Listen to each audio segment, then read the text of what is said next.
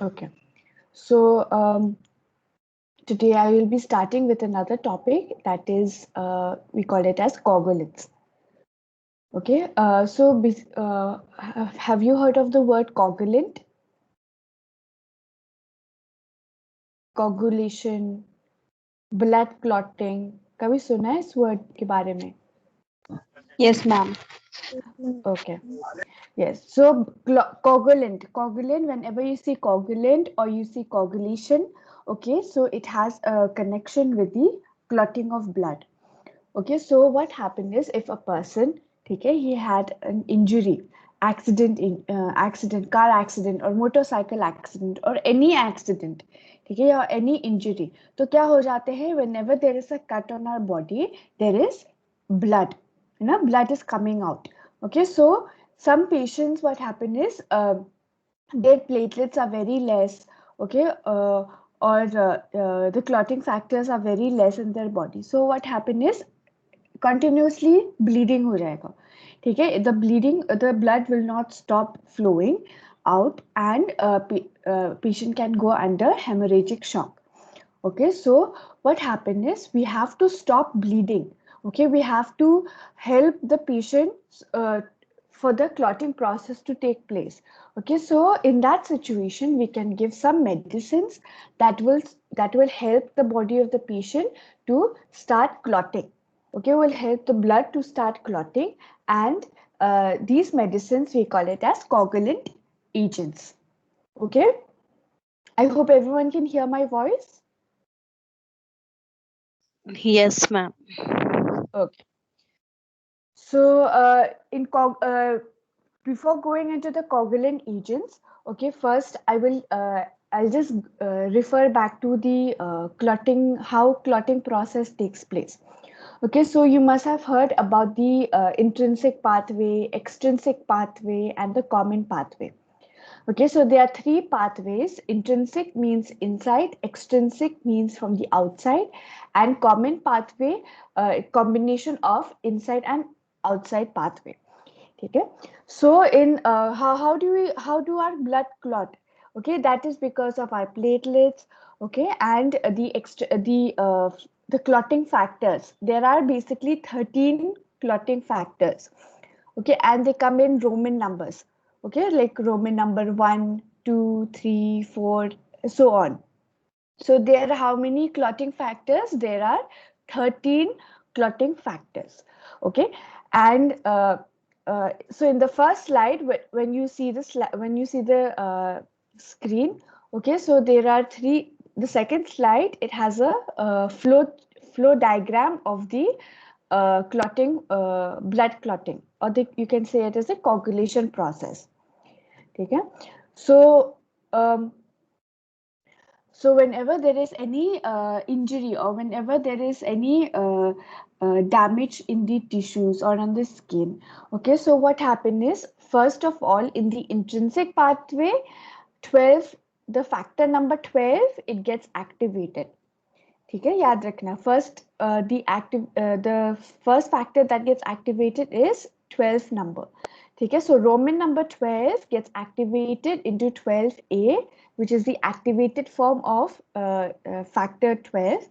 Then 12A, the activated form of factor 12A, it will help the factor number 9 to be activated. Okay, so it will convert 9 into 9A. Then this, sorry, 11A. So 11A will help the 9 factor to be converted into active form. Okay, so it will be 9A. Then 9A will help the 10th factor, okay, number 10, to be converted into active form. Okay, so this happens in the intrinsic pathway, means in the inside. And in the extrinsic pathway, okay, which is related to the outside, so any tissue factors, okay, that can help, it will stimulate the number 7 factor. It will make it active, it will make it into activated form, it will convert it into 7A. Okay, so the 7A, or this activated 7th factor, it will help the 10th factor to be converted into activated form. So it will be 10A. And this 10A will help the second factor, which is called as prothrombin. Okay, so it will help the prothrombin to be converted into activated form, that is 2A, which we call it as thrombin. Okay, so this thrombin is a very important factor, very important, you can say essential element, which will help fibrinogen to be converted into fibrin. Okay, so this fibrin is very important.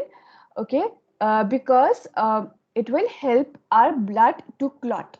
Okay, it will start clotting the blood. So fibrin is very important factor. Okay, so fibrin will be converted into fibrin clot. It will help the blood to clot. So this is how the clotting process takes place. Okay, any doubts?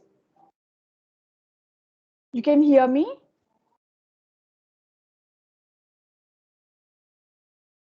Students? Yes, ma'am. Yes, ma'am. Okay. So now coming to the next slide, the third slide, that is definition of coagulant. Okay. Just wait 1 second. Okay, I'll just mute. So.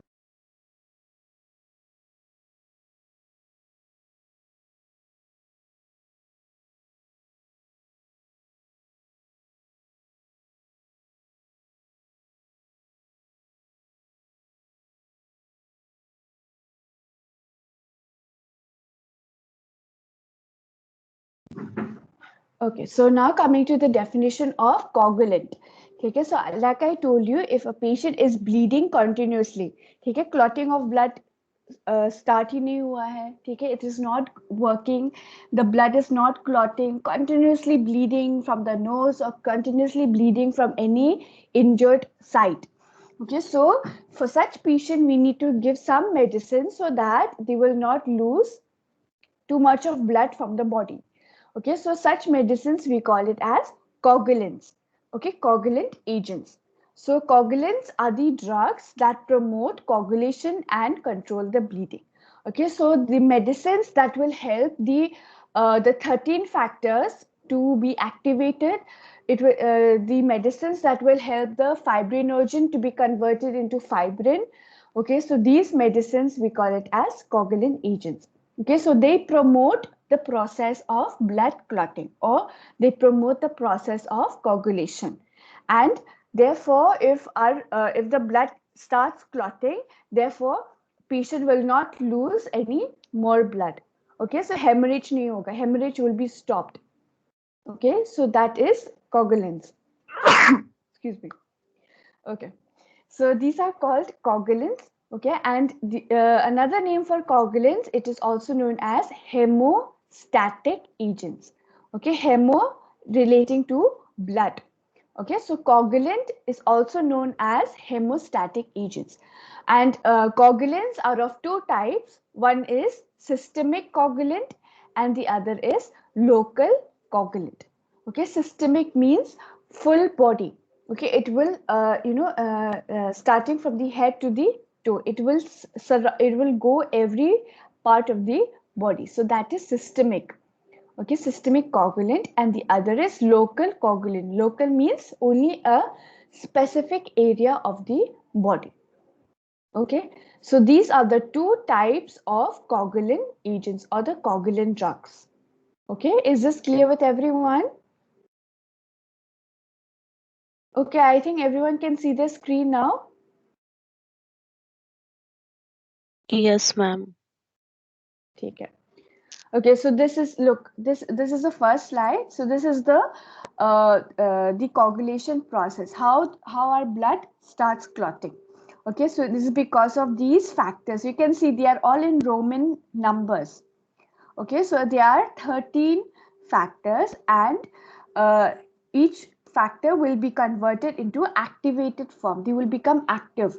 Okay, so for example here 12 factor, it will be activated into 12A.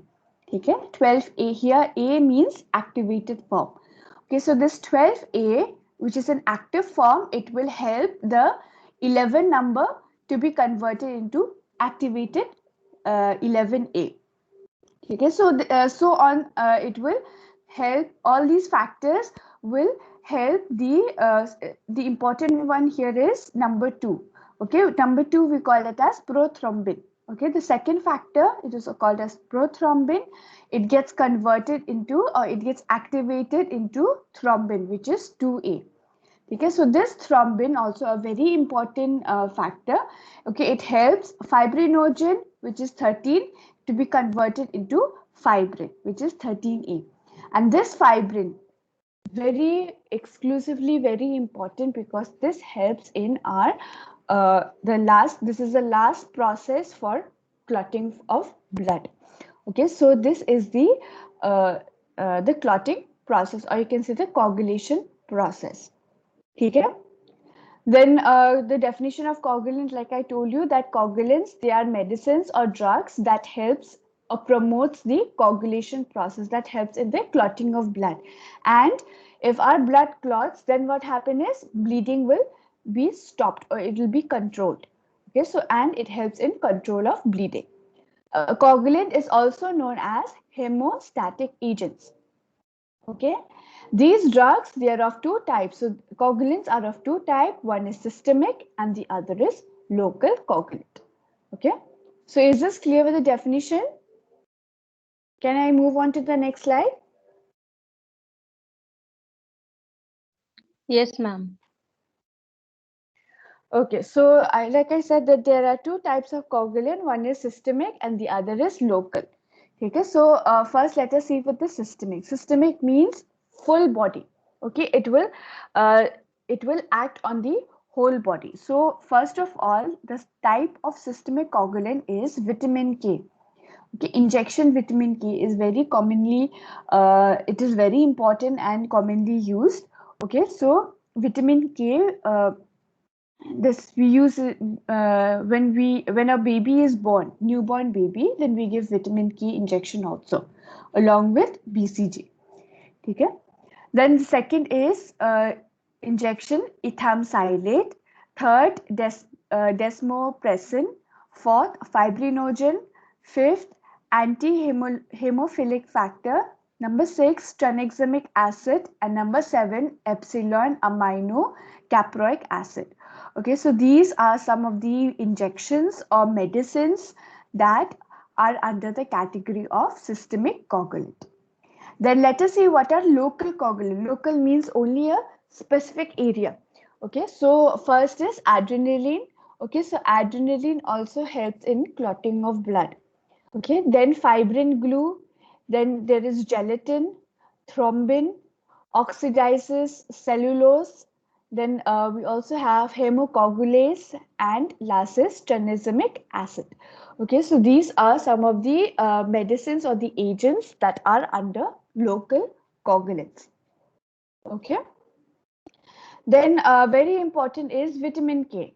Okay, vitamin K, it is a coagulation vitamin. It is very important for the coagulation process. Okay, it helps in the coagulation. It helps in the clotting of the blood. So it is not directly involved in clotting process, but it is required for the synthesis of 4 clotting factors. So this vitamin K, it does not have a direct action. वो directly clotting of blood पे act नहीं करते. It is indirect. It helps something else to be formed, and then that will help in clotting factors. So vitamin K, it helps in the synthesis of 4 factors, like factor number 2, factor number 7, factor number 9, and factor number 10. Okay, so vitamin K is responsible for the synthesis or the new formation of the to help the factors to be in active form. Okay, and the factors are 2, 7, 9, and 10. Okay, so vitamin K is a very important medicine. So you can see here also the injection. It comes in an ampule form. Okay. Then it occurs naturally in two forms. It occurs from it occurs from a plant source, and the other is from a which is synthesized by a bacteria. Okay, so from the plant source, we can get injection vitamin K. We call it as vitamin K1. Okay, it is also known as phylloquinone. Okay, phylloquinone K1 from the plant source, and menaquinone K2, which is synthesized by colonic bacteria. That is a bacteria which is very commonly found. That is E. coli. Okay, this bacteria is very commonly found in the colon. Okay, so from there we can get the vitamin K. Then K3, so this is K1, this is K2, and there's also another third one, that is K3. K3 is a synthetic form and it is available as fat soluble form. In fat soluble forms, there are injections like minadione, acetominophthalate. Okay, and in water soluble form, there is a minadione sodium bisulfate, and there is minadione sodium diphosphate. Okay, so these are the two medicines that are water soluble form, and these are the two medicines that are fat soluble forms. Okay, any doubt till here? So you can see here there are two ampules. So this is injection quinadione. Okay. Then what is the use of vitamin K? So like I said that vitamin K we usually give for newborn babies. Okay, along with BCG, along with polio. Okay, so when a baby is born, we give polio drops, we give injection BCG, and also we give injection vitamin K. Okay, so see here, vitamin K is a very important coagulant medicine. Okay, so vitamin K, it is given for prevention of any hemorrhagic disease, any diseases condition that where the sign and symptom is excessive bleeding from the body.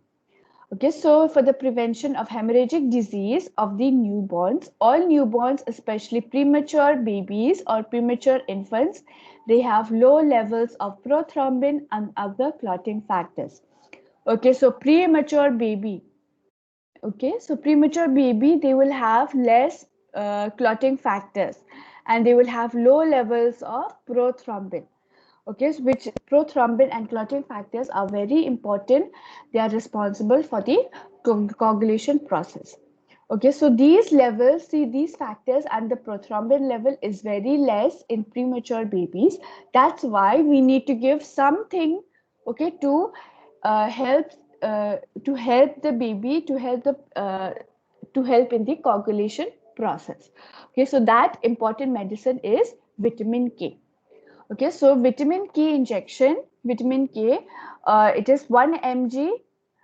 We have to give IM.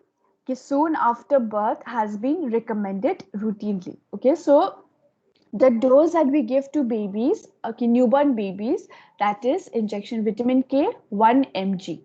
Okay, and the site is the route is IM, not sub-Q. Okay, then alternatively 5 to 10 mg IM to the mother 4 to 12 hours before delivery can be given.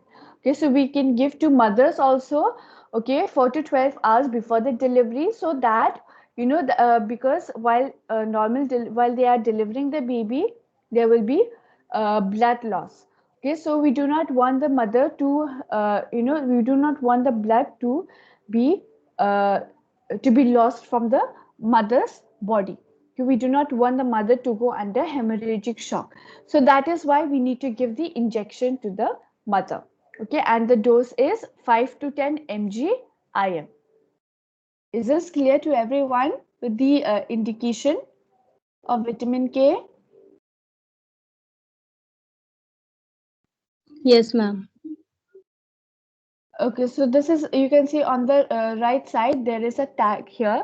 So this is injection vitamin K1 injection, also known as phytonadione injection, injectable emulsion. So the dose is 1 mg in 0.5 ml. Okay, so this is neonatal concentration. Okay, so this we give for newborn babies. Then we also, apart from newborn babies and pregnant mothers, we can also give to patients who are on prolonged antimicrobial therapy, who are taking antimicrobial therapy for a longer duration, for a long time. Okay, then it can also be given as an antidote in overdose of oral anticoagulant.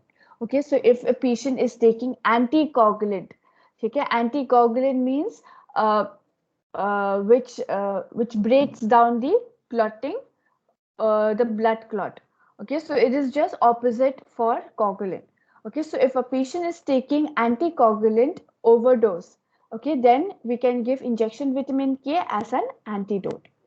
And we can also give to patients suffering from any liver disease condition like liver cirrhosis or viral hepatitis. Okay, so in such conditions also we can give vitamin K injection. Then apart from that, okay, we patient with obstructive jaundice or malabsorption syndromes, okay, where there is improper absorption of all the nutrients, absorption of proteins, carbohydrates, fats. Okay, so patients suffering from these conditions also we can give injection vitamin K. The dose is 10 mg IM per day, or we can give orally along with bile salts for better absorption. Okay, so if patient is suffering from obstructive jaundice or any malabsorption syndrome, we can also give injection vitamin K. Okay, or we can give it orally by mouth with bile salts. Okay. Then Minadione K3 should not be used in patient with G6PD deficiency. So G6PD deficiency is a genetic disease condition. Okay, you must have learned this in your genetics. Okay, so patients suffering from G6PD also, we should not give injection vitamin K. Okay, and in the newborn, Minadione or its salts can precipitate kernicterus. So that is why baby suffering from G6PD deficiency, we should not give injection vitamin K. Okay. Then after vitamin K, then we come to ethamsilate. Okay, ethamsilate is also another coagulant agent. Okay, after vitamin K. So this ethamsilate, it increases the capillary wall stability by anti-hyaluronidase action. Okay, so this ethamsilate, what does it do? It tries to stable, it helps to make the capillary wall stable. Okay, and so that there will be less of bleeding. Then it decreases the PGI2 synthesis, and it corrects the abnormality of platelet adhesion and promotes platelet aggregation. Okay, so this emulsilate, it corrects the any abnormality of the platelets. Okay, if there's any platelet problems, or if there's any abnormality or any disruption in the platelets, then this injection can correct it, can solve the platelet problem. Then it is used in the prevention and treatment of any capillary bleeding. So this ethamsilate also helps in the capillary bleeding. So this is the injection here. It comes in, this is chemical name is ethamsilate injection, whereas the brand name it is Insilate. Okay. So it comes in ampule form. So the common indication when we should give ethamsilate, if patient is suffering from menorrhagia, that is excessive bleeding, okay, excessive bleeding from the vagina. Then PPH, postpartum hemorrhage, that is after delivery of the baby, mothers will go under continuous blood loss. Okay, continuously the blood will be losing from their body, so they can have postpartum hemorrhage. Then after, we can give after abortion also. Then if patient is having any nose bleeding, okay, patient is suffering from nose bleeding, then we can also give ethamsilate. Epistaxis is nose bleeding. Then we can also give ethamsilate after any tooth extraction. If you have to remove the tooth from the if you have to remove the molar tooth or the canine tooth or any tooth, Okay, so because after removing the tooth, there will be some bleeding. So we can give ethamsalate injection also. And also if patient is suffering from hematuria is bleeding uh, with the urine. Okay, so if you are passing urine, then there is blood in the urine. So that condition is called as hematuria. So in such condition also we can give ethamsalate. Okay.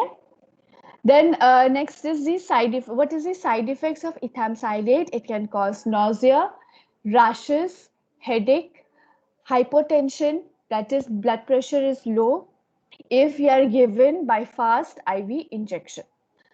Then it is given in the dose of 250 to 500 mg TDS orally or IV. Okay, so we are giving ethamsalate intravenously or we are giving it by orally, and the dose is 250 to 500 mg. Okay, so here also this is another ampule of ethamsalate. Okay, so the brand name here is K-Stat. Okay, so we can give ethamsalate in this condition. Okay, is this clear with ethamsalate? Anybody has any doubts?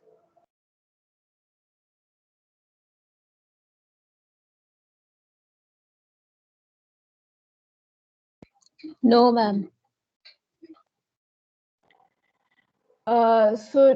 Next is desmopressin. Okay, so desmopressin is also another coagulant medicine. Okay, so it is an analog to vasopressin and it increases the plasma concentration of which factor? Number 8. Okay, so this desmopressin, it helps in the concentration or the plasma concentration of factor number 8. Uh, one will one Willebrand factor and directly activates the platelets. So desmopressin also is a very important coagulant medicine. Okay, apart from the vitamin K and ethamsalate. Why? Because it acts as it is an analog to vasopressin. It increases the concentration of the factor number 8, the one valent brand factor, and also it helps the platelets to be activated. Okay, and it is a selective V2 agonist, 12 times more potent than the EVP. Then desmopressin is useful for the treatment of hemophilia A and von Willebrand disease. Okay, so these are the two disease condition, okay, where patients are having continuously uh, bleeding. Okay, so in such condition we can give injection desmopressin. So it comes in a vial. Okay, not an ampule, but it comes in a vial. The dose is 4 microgram per ml. Then another coagulant agent is fibrinogen. Okay, fibrinogen it is also available in vial form. It is obtained from human plasma and it is a promising hemostatic agent. So the content that the content of the injection that is available, it is obtained from human plasma. Okay, so the action is it is used to control bleeding in patients suffering from hemophilia, hypofibrinogenemia, where the fibrogen levels are very low, and it also given in anti-hemophilic globulin deficiency. And this fibrinogen is available as IV infusion 0.5 per bottle. So it comes in a vial form. Okay, so this is fibrinogen. Okay, so it is obtained from the human plasma. Then next is the anti-hemophilic factor. Anti-hemophilic factor is also available in a vial form. It contains coagulation factor number 8 and it is concentrated human anti-hemophilic globulin AHG, which is obtained from the pooled human plasma. Okay, so this also is a very important agent because it contains the factor number 8. Factor number 8 also is a very important factor for the coagulation process. It is also synthesized by recombinant DNA technology. It is therapeutically used in patients suffering from hemophilia and patients suffering from anti-hemophilic globulin deficiency. It is given in a dose of 10 to 20 international units per kg by IV infusion. So we can give by IV infusion, okay, with the help of an IV pump also, and we can repeat this for 6 to 12 hourly, okay. So you can see here, this is the vial, okay, and the this is the chemical name, and the brand name is called as Alphamact. Okay, Alphamact. So this is the another coagulant agent, anti-hemophilic factor. Then very important medicine also, that is tranexamic acid and epsilon aminocaproic acid. Okay, so tranexamic acid, or we call it as Trenexa. Okay, so it comes in the brand name Trenexa, or it comes in the brand, or it is already known as tranexamic acid. Okay, so tranexamic acid and epsilon aminocaproic acid is all. They are also anti-fibrinolytic agent. Okay, they are coagulant agents. They help in the clotting factors. They inhibit the activation of plasminogen and dissolution of clot. They are available as oral form and IV form. So we can give by IV injection, or we can give in the form of tablets. Okay. Then tranexamic acid is given in a dose of 500 mg to 1000 mg, TDS 3 times in a day. Okay, we are giving it orally, or we can give it by IV injection. Then the side effects of tranexamic acid is nausea, vomiting, thromboembolic states, where there can be formation of thrombus, okay, or clot. Then allergic reactions, any rashes on the body, any allergic reactions, any redness. Then patient can have disturbed color vision, where their patient can have patient can undergo color blindness, blurring vision, okay, um, that, yeah, disturbed color vision, etc. Then they are given in case if patient is suffering from any hemorrhagic, any bleeding deficit, any bleeding problems. Then they are indicated to counteract the effect of fibrinolytic drugs. They are used for controlling the bleeding in patients suffering after any tonsillectomy. After removing the tonsil, patient can have excessive bleeding. Then we can give injection Trenexa. If patient had undergone any prostate surgery, then tooth extraction in a patient suffering from hemophilia. Then we can give in case of menorrhagia, excessive bleeding, okay, from the vagina, menometrorrhagia, and DUB. Then patients suffering from recurrent epistaxis, those patients suffering from continuously having nose bleeding. Okay, again and again they're having nose bleeding. So such patients we can give tranexamic acid, or we can give injection Trenexa. Okay, so so this is the last coagulant agent. So is this clear with the coagulant agents? Anybody has any doubts?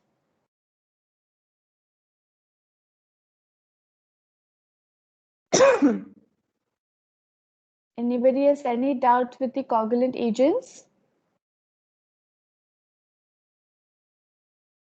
No, ma'am.